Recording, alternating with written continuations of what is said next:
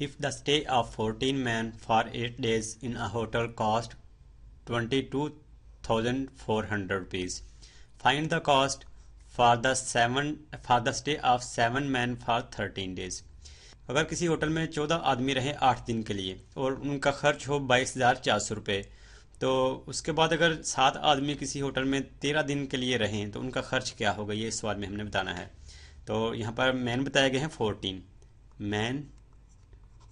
Man 14 for 8 days, और days हैं 8 days 8 इन hotel cost, और कास्ट यहाँ पर बताई गई है कॉस्ट 22,400 रुपीज़। कॉस्ट रुपीज़ में है, यहाँ पर रुपीज़ लिख लेंगे साथ 22,400 रुपीज़।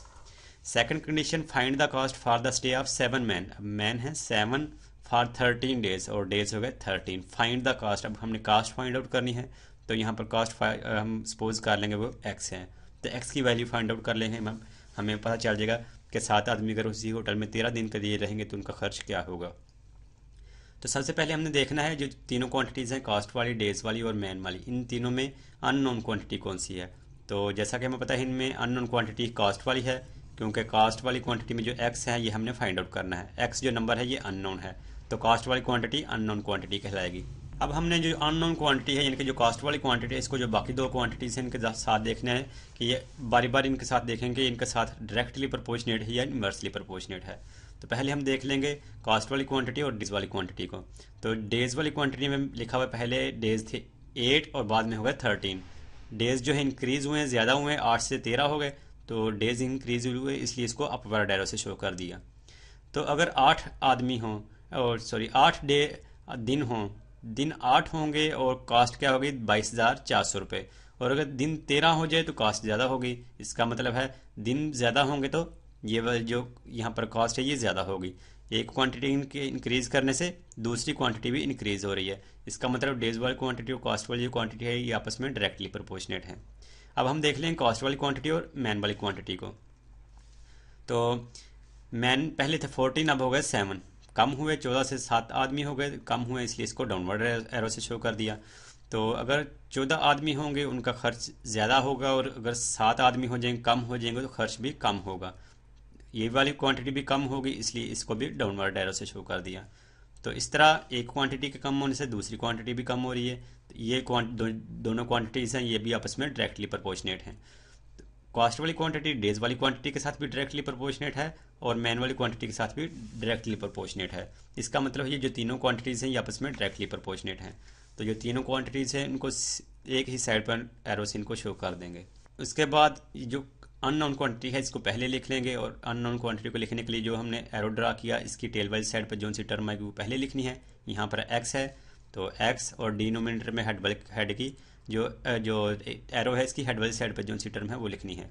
यहाँ पर 22,400 लिखा हुआ है, 22,400, और इक्वलिटी की दूसरी साइड पर बाकी जो दो क्वांटिटीज़ हैं उनको आपस में मल्टीप्लाई कर देना। डेज वाली क्वांटिटी लिखें, इसमें जो एरो है इसकी टेल वाली साइड पर 13 आ रहा है, और डिनोमिनेटर में हेड वाली साइड पे 8, मल्टीप्लाई कर दिया थर्ड क्वांटिटी से, और इसमें जो एरो ड्रा किया इसकी टेल वाली साइड पे 7, डिनोमिनेटर में हेड वाली साइड पे 14।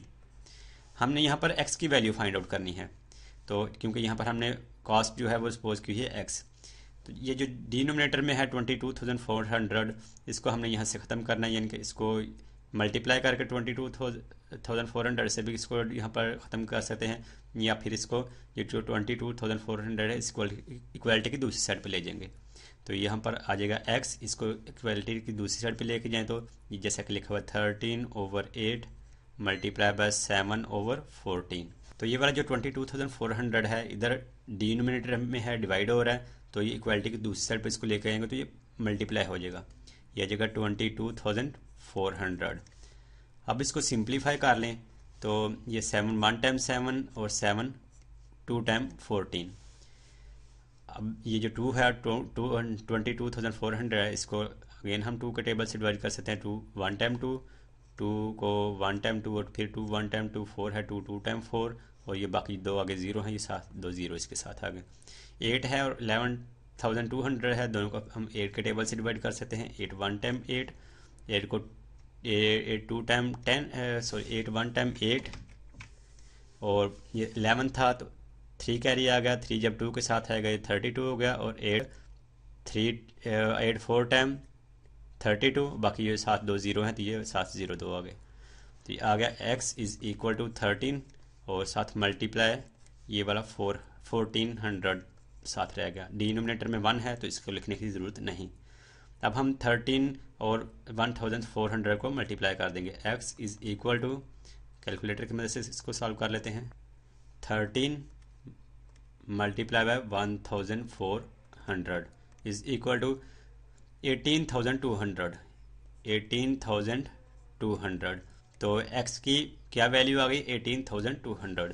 तो यहाँ पर जहाँ पर हमने x पोज किया था, अगर यहाँ पर x की वैल्यू पुट करें 18,200 तो हमें पता चल जाएगा कि 7 दिन अगर 7 आदमी 13 दिन तक उसी होटल में रहेंगे तो उनका खर्च आएगा 18,200 रुपये। तो यही इस क्वेश्चन का आंसर है 18,200।